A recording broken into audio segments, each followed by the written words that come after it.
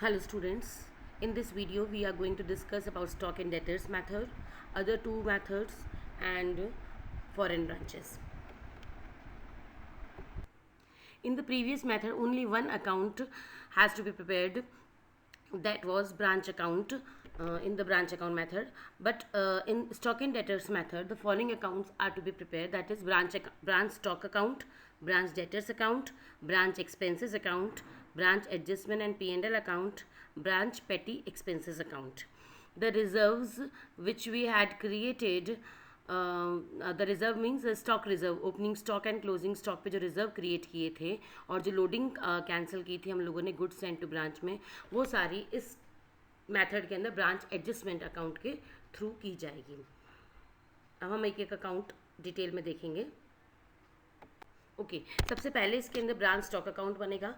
जैसा कि हम लोगों ने पहले वाले मेथड में बिल्कुल समझ रखा है कि what is invoice price, what is cost price. Cost price पे होगा तो हमें क्या करना है, इनवॉइस प्राइस पे होगा तो क्या करना है. अगर कॉस्ट प्राइस पे कोई क्वेश्चन इन्फॉर्मेशन गिवन है और हम लोग स्टॉक अकाउंट कॉस्ट प्राइस पे बना रहे हैं तो there is no need to create any reserve, there is no need to create any loading. कुछ कैंसिल करने की ज़रूरत नहीं है, एज इट इज़ हो जाएगा. But in case of invoice price के अंदर हमें लोडिंग और रिज़र्व क्रिएट करना पड़ता है. बट इन दिस मेथड जो भी हम लोग रिज़र्व बनाएंगे ओपनिंग स्टॉक पे और क्लोजिंग स्टॉक पे, वो अलग अकाउंट में दिखाएंगे. पिछले वाले मेथड में हमने इसी अकाउंट में उसको शो कर दिया था. यहाँ पे हम लोग अलग अकाउंट बनाएंगे, स्टॉक रिज़र्व अकाउंट यहाँ पे अलग से बनेगा और ब्रांच एडजस्टमेंट के थ्रू उसकी एंट्री होगी. ये वाला जो मेथड है, ये जो अकाउंट बनाया है स्टॉक अकाउंट, वो जैसे हम लोगों ने पहले बनाया था सेम वैसा ही है. देखो opening balance is given, closing balance हम लोग इसमें लिख देंगे, गुड्स सेंड टू ब्रांच आ जाएगा, कैश क्रेडिट सेल्स दोनों सेल्स यहाँ पे आएगी. अच्छा जैसे उस मेथड में हम लोगों ने सिर्फ ब्रांच अकाउंट बनाया था, यहाँ पे हम लोग ब्रांच स्टॉक अकाउंट बना रहे हैं. तो अगर गुड्स जो भेजे हैं वो भी आएंगे डेबिट साइड में, गुड्स अगर रिटर्न हो गए हैं तो वो क्रेडिट साइड में देखिए रिटर्न बाय ब्रांच की एंट्री कर रखी है.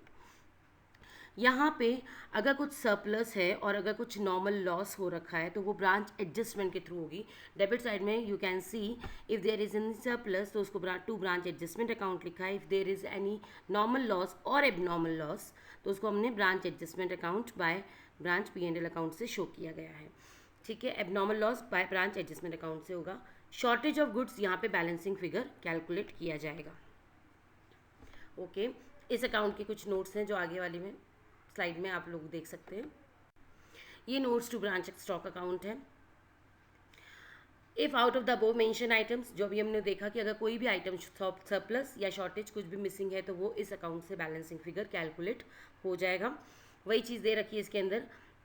जो भी डेबिट साइड में बैलेंसिंग फिगर निकलेगा उसको सरप्लस बोलेंगे, क्रेडिट साइड में बैलेंसिंग फिगर निकलेगा उसको शॉर्टेज बोलेंगे. नॉर्मल लॉस जो है वो ब्रांच एडजस्टमेंट से ट्रांसफर होगा, एबनॉर्मल लॉस जो है वो ट्रांसफर होगा ब्रांच P&L अकाउंट से, और लोडिंग पार्ट जो है उसका वो एडजस्टमेंट अकाउंट से. लॉस का जो लोडिंग पार्ट है आप देख सकते हैं, जब एबनॉर्मल लॉस हमने लिखा है तो वो सिर्फ कॉस्ट वाला पार्ट लिखेंगे. जो भी उसका लोडिंग का पार्ट है, मतलब जो रिजर्व का पार्ट है, जो हम कैलकुलेट करते हैं 20%, 30%, what ever the case question में गिवन होगा, वो हम लोग ब्रांच एडजस्टमेंट में डालेंगे. तो जो लोडिंग जो रिजर्व का पार्ट है वो सब ब्रांच एडजस्टमेंट में जाता है. शॉर्टेज ऑफ गुड्स मतलब क्या होता है, नॉर्मल लॉस और एबनॉर्मल लॉस है, ये अकॉर्डिंगली इसको ट्रीट करेंगे. और सरप्लस जो है वो भी ब्रांच एडजस्टमेंट में ट्रांसफर होगा. Next in the series of accounts is branch debtors account. Branch debtors account हम लोग इसमें बनाएंगे. इनमें से आप लोगों को पता है ब्रांच डेटर्स में क्या आता है, opening balance, closing balance, if there is any credit sales, if there cash received, कोई सेल्स रिटर्न हुई है, कोई अलाउंसेस मिले हैं, कोई बैड डेब्ट्स मिले हैं, कोई डिस्काउंट अलाउड हुआ है. तो इन सब में कोई भी ऐसी इन्फॉर्मेशन है जो मिसिंग है तो वो हम इस अकाउंट से हम लोग कैलकुलेट कर सकते हैं. बाकी सारी इन्फॉर्मेशन गिवन होगी, एक कोई इन्फॉर्मेशन अगर मिसिंग होगी तो वो इस अकाउंट से कैलकुलेट की जा सकती है. Okay next account is branch expenses account. Branch expenses account में आपको एक चीज़ पहले ध्यान रखनी है कि ब्रांच एक्सपेंसेस का जो भी बैलेंसिंग फिगर होगा that will be transfer to branch adjustment account. Credit side में आप देख सकते हैं by branch adjustment account, this is balancing figure, it will be transfer to branch adjustment account. Note कर लेना कि ब्रांच एक्सपेंसेस का जो भी बैलेंसिंग फिगर होगा वो ब्रांच एडजस्टमेंट अकाउंट में ट्रांसफर होगा. डेबिट साइड में आप देख सकते हैं जो भी एक्सपेंसेस हैं वो सारे इस अकाउंट में आएंगे. If there is any bad debts, discount allowed, depreciation charge, वो सारे expenses for a particular period जो है वो समराइज एक्सपेंडिचर की ये शीट है और जो बैलेंसिंग फिगर है that will be transferred to branch adjustment account. Okay, next account is of branch adjustment account. I earlier told you that all the reserve that is on opening stock, on closing stock and on goods sent to branch will be made through branch adjustment account.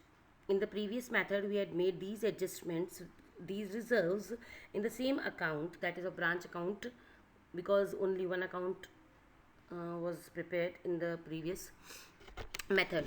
But in this account the reserves will be created through branch adjustment account. जैसे कि आप लोग देख सकते हैं, we have to prepare the reserves on 3, that is on opening, that is on closing stock and on goods sent to branch. तो उसी तरह से इसकी एंट्री होगी. ओपनिंग स्टॉक पे सबसे पहले देखेंगे stock reserve account debit to branch adjustment account. तो आप देख सकते हैं क्रेडिट साइड में stock reserve account by stock reserve account loading हो रही है ब्रांच ओपनिंग स्टॉक की. वैसे ही डेबिट साइड में क्लोजिंग स्टॉक की टू स्टॉक रिजर्व. वापस क्रेडिट साइड में देखेंगे गुड्स सेंट टू ब्रांच के ऊपर लोडिंग कैंसिल हो रही है by goods sent to branch account के नाम से. नेक्स्ट है to branch stock account. If there is any shortage तो वो टू ब्रांच स्टॉक अकाउंट के नाम से ट्रांसफ़र हो रही है, स्टॉक अकाउंट से पोस्टिंग हो रही है. क्रेडिट साइड में अगर कोई सरप्लस है तो बाय ब्रांच स्टॉक अकाउंट के नाम से पोस्टिंग हो रही है. हम लोगों ने ये पहले देखा था कि जो ब्रांच एक्सपेंसेस अकाउंट थे उसका जो भी बैलेंसिंग फिगर होगा वो कहाँ ट्रांसफ़र होगा, ब्रांच एडजस्टमेंट अकाउंट में. तो यहाँ पे ट्रांसफ़र कर दिया गया है ब्रांच एडजस्टमेंट अकाउंट में to branch expenses account. Balancing figure वहाँ का यहाँ पे, अगर जो भी है प्रॉफिट एंड लॉस वो यहाँ शो हो जाएंगे डेबिट साइड में to branch P&L account, credit side में by branch P&L account. Okay, next slide is for stock reserve account. जो भी ओपनिंग स्टॉक और क्लोजिंग स्टॉक का जो रिजर्व कैलकुलेट किया है ये उसका अकाउंट है, सिर्फ ओपनिंग और क्लोजिंग स्टॉक का. गुड्स सेंट ऑन ब्रांच का goods Saint on branch account अलग से प्रिपेयर होता है, उसके ऊपर कैंसिल किया जाएगा. तो हमने ब्रांच एडजस्टमेंट में एंट्री की थी टू स्टॉक रिजर्व, तो वो यहाँ पे ट्रांसपोस्ट हो गया एंट्री. तो यहाँ पे आएगा टू ब्रांच एडजस्टमेंट अकाउंट. जो भी ओपनिंग स्टॉक का ट्रांसफ़र किया था वो हमने लिख दिया टू ब्रांच एडजस्टमेंट अकाउंट के नाम से. ठीक है, ये हुआ हम लोगों का ओपनिंग स्टॉक का. इसी ओपनिंग स्टॉक का क्लोज करने के लिए वापस by balance BD loading on opening stock account close. Next entry होगी क्रेडिट साइड में देखेंगे सबसे पहले क्लोजिंग स्टॉक की, जो कि एंड ऑफ द ईयर में होगी. तो by branch adjustment account creation of loading on closing stock, इसको हाथों हाथ क्लोज कर देंगे. तो to balance BD loading on closing stock account close. That's it. Stock reserve में सिर्फ यही एंट्रीज आएगी, ब्रांच एडजस्टमेंट से जो ट्रांसफर होगा और फिर बाद में balance brought down.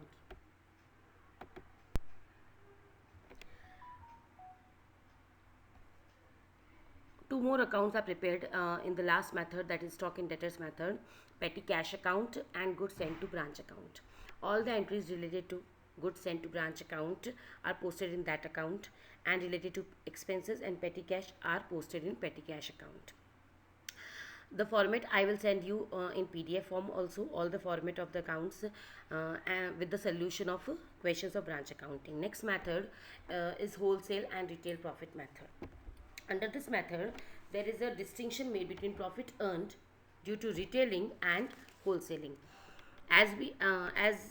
In this method, the head office send all the goods to the branch at wholesale price. What is wholesale rate? Wholesale rate is a cost plus a percentage of profit. Okay. And the branches, to earn profit, they sell the goods to customers at retail price, which is more than the wholesale price. So under the system, the head office earns profit on goods sent to branch equal to the difference between wholesale price and cost price. जो head office क्या earn करेगा इसके अंदर, क्योंकि head office wholesale price पे दे रहा है. Wholesale price और कॉस्ट प्राइस में जो डिफरेंस होगा वो हेड ऑफिस का प्रॉफिट होगा इसके अंदर. ठीक है, अब जब ये हेड ऑफिस का हमको यहाँ पे प्रॉफिट अनरियलाइज प्रॉफिट जो है वो कैलकुलेट करना है. अच्छा, अब ये अनरियलाइज प्रॉफिट का क्वेश्चन कैसे आता है?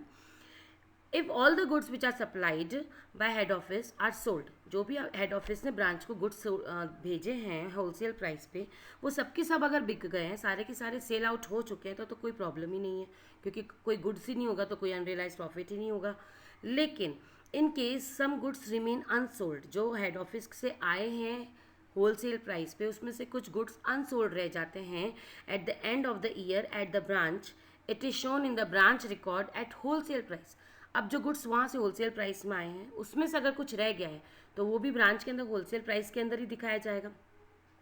तो फॉर दैट गुड्स, फॉर जो जो अनसोल्ड गुड्स है उनके ऊपर हम लोगों को एडजस्टमेंट करना पड़ेगा। अनरियलाइज प्रॉफिट, क्लोजिंग स्टॉक पे हमको अनरियलाइज प्रॉफिट निकालना पड़ेगा, और इस अनरियलाइज प्रॉफिट को निकालने के लिए कुछ कैलकुलेशन होगी, वही स्टॉक रिजर्व वाली जो हमें आती है, हम लोगों ने पहले सीख रखी है।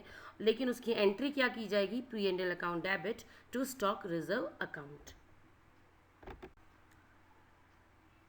नेक्स्ट इसके अंदर है memorandum branch and trading account, trading and P&L account method, last method. In this method branch P&L account is prepared by preparing, but profit and loss is calculated by simple preparing trading and P&L account. जैसा कि हम लोग ने departmental accounting के समय देखा था कि डिपार्टमेंट के अलग अलग अकाउंट बनते हैं, वैसे ही एक सिंपल सा ट्रेडिंग एंड P&L अकाउंट हर एक ब्रांच का बनेगा, और प्रॉफिट एंड लॉस कैलकुलेट होंगे।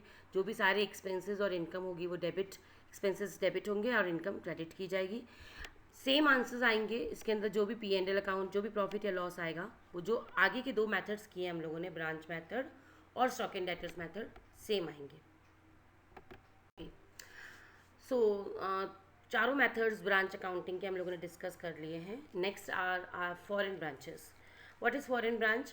Foreign branch where the branch is situated in foreign country, head office is in another country and the branch is in another country, that is foreign branch.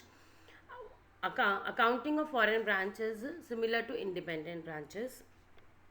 Independent branches are those that follow the double entry system, that follow accounting system, that prepare the proper books of accounts, and then afterwards they are consolidated by head office.